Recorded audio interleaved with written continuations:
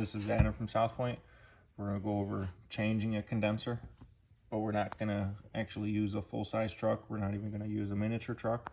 We're going to use this wonderful cardboard, and we're going to make believe that it's a highly engineered green screen, and there's a old Peterbilt behind us that we're working on.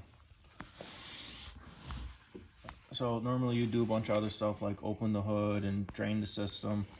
You have done diagnostic stuff at this time, and we're just skipping right to the change the condenser part. So you take the old condenser off.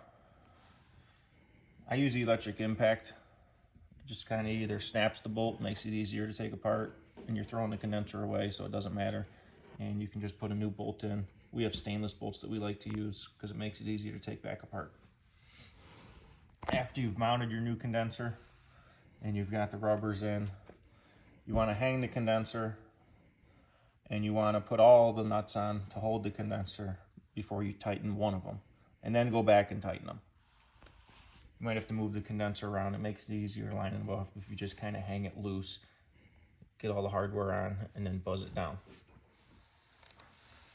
Inside the condenser, there's going to be a 1/2 ounce to 1 ounce of oil.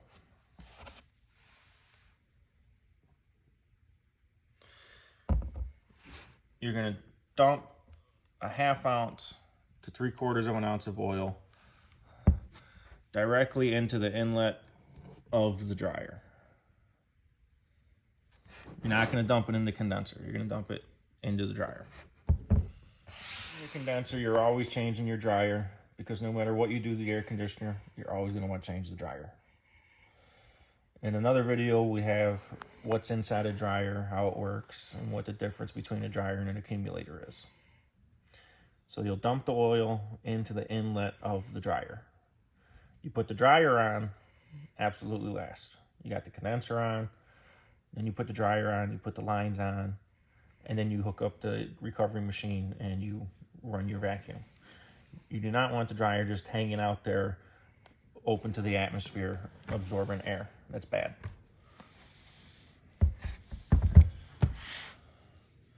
Also, while you have the condenser off, when the old condenser's off before you put the new one on, it would be a good idea to wash the fins of the charger, cooler, and radiator so that you can get any road debris, cottonwood, dead bugs, dirt, dust, anything that impedes the airflow.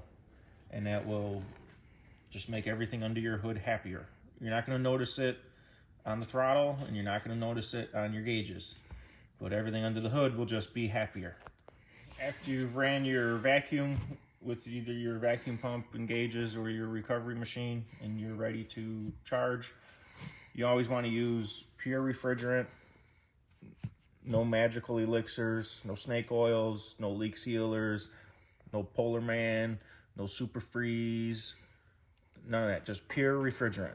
You don't need to add dye, because probably somebody else already added dye and there's enough dye in this system for 10 trucks. Don't need to add anything, just pure refrigerant. If you're using a machine, it's easy. It has a built-in scale, and you just punch in the weight of the refrigerant and the machine will charge it. The older machines, sometimes you got to start the truck. Sometimes you can use the machine to pump it into the truck. If you're using the cans, a trick to get more of the refrigerant out of the can is to use boiling water, an electric hot plate with a little pot of water. You heat up the water, you put the can in it with your can tap, and you can get more refrigerant out of the can by raising the pressure inside the can.